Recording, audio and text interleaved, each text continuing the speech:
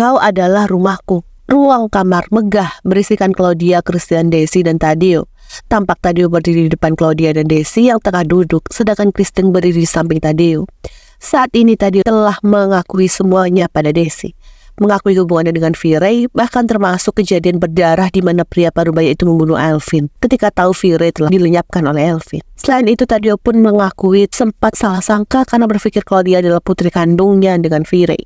Pria parubaya itu memutuskan untuk menceritakan semuanya karena dia telah berjanji tak akan ada lagi yang ditutupi. Belum ada yang bersuara setelah Taddeo menceritakan semuanya. Claudia dan Christian terdiam. Mereka tak bersuara, sama halnya dengan Daisy yang duduk di samping Claudia tak bersuara apapun. Daisy belum mau bersuara karena semua perkataan tadi membuatnya seakan kehilangan kata. Rasa sedih, kecewa, hancur, kasihan, dan marah melebur menjadi satu. Tapi Daisy bukanlah sosok yang temperamental. Daisy selalu diam dikala menyikapi masalah yang hadir di hidupnya, seperti saat ini. Jadi, Claudia adalah anak kandung Firey dan Elvin. Daisy mulai kembali mengeluarkan suara, bertanya, memastikan guna tak ada lagi kesalahpahaman. Taddeo mengangguk. Ya, Claudia adalah anak Firey dan Elvin. Daisy menatap Taddeo dengan tatapan dalam dan penuh arti. Apa yang membuatmu tetap mempertahankanku, Taddeo? Aku bahkan tidak bisa memberikanmu keturunan. Taddeo belum menjawab pertanyaan Daisy. Pria parubaya itu melihat tatapan Daisy yang sangat hangat bercampur dengan perih.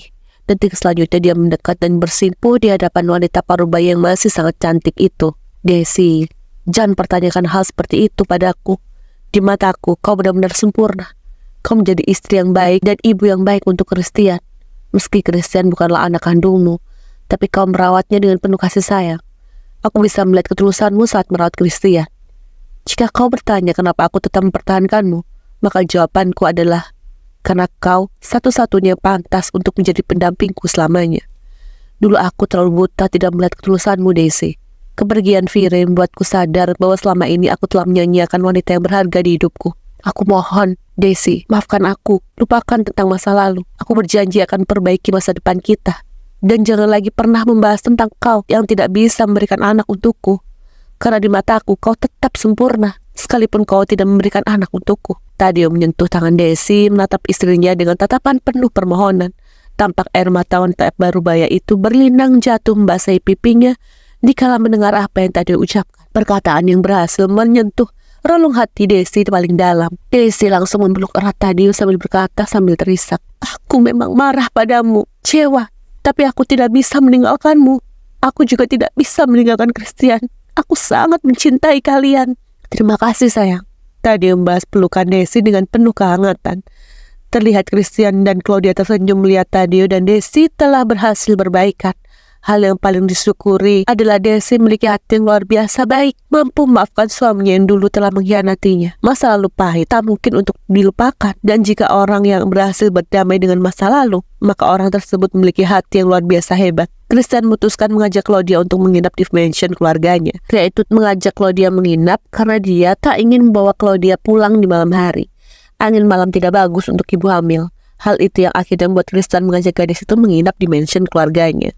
Waktu menunjukkan pukul 9 malam. Setelah makan malam, Christian langsung mengajak Claudia untuk tidur di kamarnya. Kamar yang sudah lama sekali tak Christian tempati.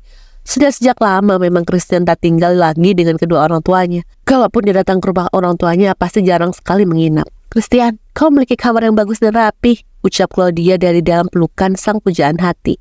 Mata mata amber Claudia menatap sekeliling kamar Christian yang tertata sangat rapi. Desain kamar Christian menunjukkan sisi maskulin. Ini pertama kalinya Claudia masuk ke kamar Christian yang ada di mansion keluarga Hastings. Selama ini, setiap kali Claudia berkunjung di mansion keluarga Hastings, pasti dia hanya sebatas sampai di ruang keluarga, taman, ataupun ruang bersantai. Tak pernah masuk ke dalam kamar pribadi Christian. Christian tersenyum sambil membelai rambut panjang Claudia. Aku sudah lama sekali tidak tidur di rumah keluargaku. Saat usiaku sudah 18 tahun, aku memutuskan untuk tinggal sendiri. Christian memutuskan untuk tinggal sendiri pada usia 18 tahun, karena pria itu ingin terbebas dari segala aturan-aturan keluarganya. Jika tinggal sendiri, maka dia tak harus pusing mendengarkan aturan keluarganya.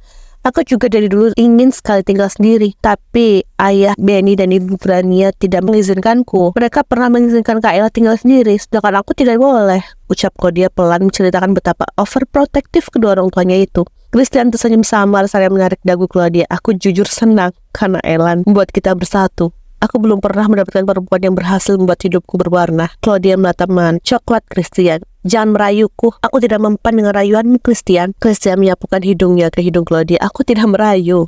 Apa yang katakan adalah hal yang sebenarnya. Kau baik, hangat, lembut dan penyayang. Tadi saja kau berhasil meluluhkan hati ibuku. Aku benar-benar beruntung memilikimu di hidupku. Entah apa yang terjadi di hidupku kalau aku tidak bersamamu. Jika kita tidak bersama, maka mungkin kau dan Kak Ella hidup bahagia bersama dengan anak kalian. Ucap Claudia pelan dan penuh rasa bersalah. Otaknya sudah langsung mengeluarkan dugaan seperti itu. Kau salah. Christian belai pipi Claudia. Aku tidak pernah mencintai Ella. Kalaupun aku tidak bertemu denganmu, maka aku tidak bisa menjamin di masa depan nanti aku bisa setia dengannya. Aku mempertahankan Ella karena keinginan keluarga aku. Tapi Kak Ella sangat baik, cantik. Kenapa kau tidak jatuh cinta padanya? Tanya Claudia pelan. Christian melumat lembut bibir Claudia. Jatuh cinta bukan harus dilihat dari baik dan cantik, tapi sifat yang menyentuh hati dan membuat kenyamanan. Wanita itu seperti rumah. Jika pria sudah nyaman tinggal di rumah itu, maka selamanya pria itu tidak akan pernah pindah dari rumah itu. Bagaimana kalau pria itu bosan dan memilih rumah baru? Balas Claudia sambil mencingkan matanya sambil menatap Christian curiga. Christian terkekeh rendah. Pria itu mencubit hidung Claudia. Aku tidak tahu pria lain, tapi bagiku, rumah yang memberikan kenyamanan dan memberikan memori indah akan menjadi tempat yang aku tinggali selamanya, sampai aku sudah tidak lagi bernafas. Dan aku menemukanmu sebagai rumahku. Tapi Claudia merona malu mendengar apa yang Christian ucapkan. Gadis itu memberikan kecupan bertubi-tubi di rahang Christian. Pun Christian memberikan pelukan erat dan hangat di tubuhnya.